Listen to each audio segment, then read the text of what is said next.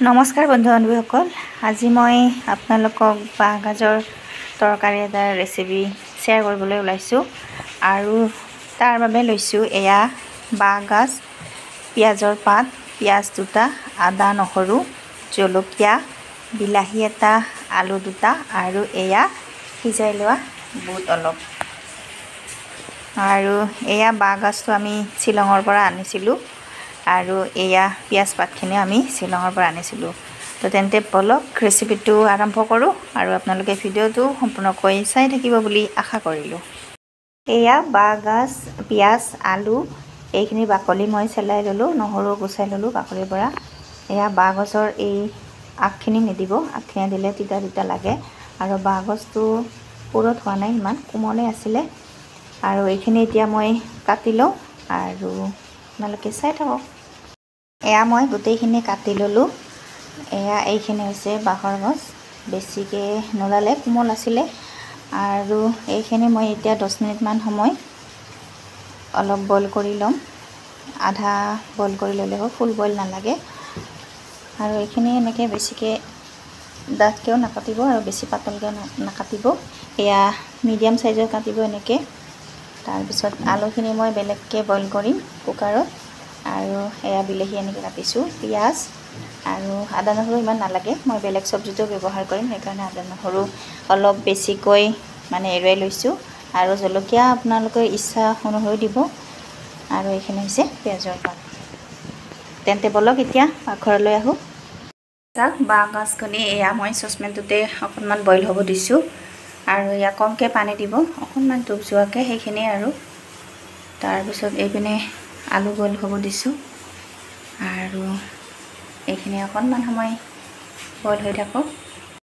এইপিনে আলু বইল হৈ গ'ল আৰু বাঁহ গাজখিনি হ'ব। আৰু এইপিনে মই কেৰাহী পাতি দিছোঁ। আৰু এতিয়া মই ইয়াতে পিঁয়াজ, বিলাহী, আদা নহৰু, জলকীয়া এইখিনি অলপমান সময় ভাজি ল'ম। এয়া মই কেৰাহীত মিঠাতেল দি দিছোঁ এইখিনি ভজাৰ কাৰণে।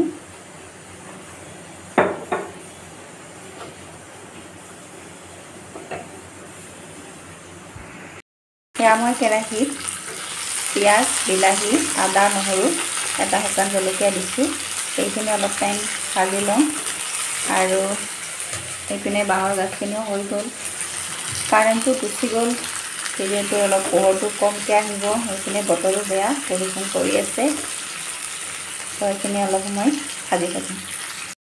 এইখিনি প্ৰায় মই 7 মিনিটমান সময় ভাজিলোঁ। আৰু এতিয়া মই গেছ ষ্টভটো অফ কৰি দিছোঁ। আৰু এইখিনি এতিয়া ঠাণ্ডা হ'বলৈ দিম। আৰু এইপিনে বাঁহ গাজ আৰু আলুখিনি সিজাব যে দিছিলোঁ, এয়া পানীৰ পৰা উঠাই ল'লোঁ। বিলাহী, পিঁয়াজ, আদা নহৰুৰ পেষ্টটো হৈ গ'ল। এতিয়া একেখন কেৰাহীতে মই মিঠাতেল অকণমান দি দিলোঁ। আৰু ইয়াতে অলপ গোটা জিৰা দি দিম।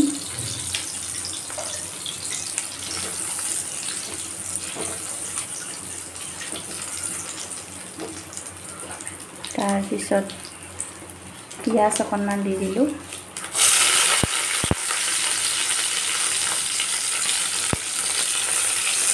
এইখিনি ভালদৰে লৰাই থাকিম। এতিয়া বনাই লোৱা পেষ্টখিনি ইয়াতে দি দিলোঁ। আৰু এইখিনি অকণমান সময় ভাজি থাকিব লাগিব। এইখিনি মই 5 মিনিটমান সময় ভাজি ল'লোঁ, যিহেতু আগতে অকণমান ভজা আছিলে।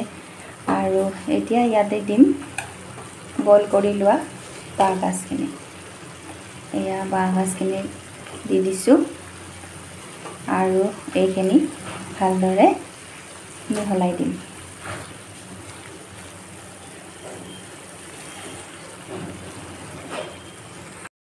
বাঁহ গাজখিনি দিয়াৰ পিছত ইয়াতে বইল কৰি লোৱা আলুখিনিও দি দিম। এইখিনিও ভালদৰে মিহলাই লওঁ।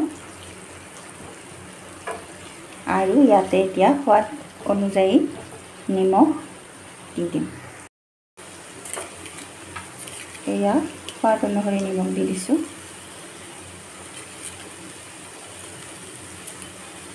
তাৰপিছত এইখিনি আৰু ভালদৰে মিহলাই ল'ম। আৰু 5 মিনিটমান সময় ভাজি থাকিম। এইখিনি 5 মিনিটমান ভজাৰ হোৱাৰ পিছত মই ইয়াতে কেঁচা জলকীয়া কেইটা দি দিছোঁ আৰু বইল কৰি লোৱা বুটকেইটা ইয়াতে দি দিছোঁ আৰু এইখিনি 5 মিনিটমান সময় ভাজি থাকিম 5 মিনিট সময় ভজাৰ লগে লগে ইয়াতে মই অকণমান এতিয়া পানী দিম মই ইয়াতে বিশেষ একো মছলা দিয়া নাই আনকি ইয়াতে মই হালধিও দিয়া নাই যেহেতু বেম্বো শ্বুটৰ এটা নিজা ফ্লেভাৰ আছে সেইকাৰণে ইয়াতে বেছি মছলা দিলে সোৱাদটো গুচি যায় আৰু এতিয়া এই জাৰটো আখলি লৈ পেলাই ইয়াতে পানীখিনি দি দিছোঁ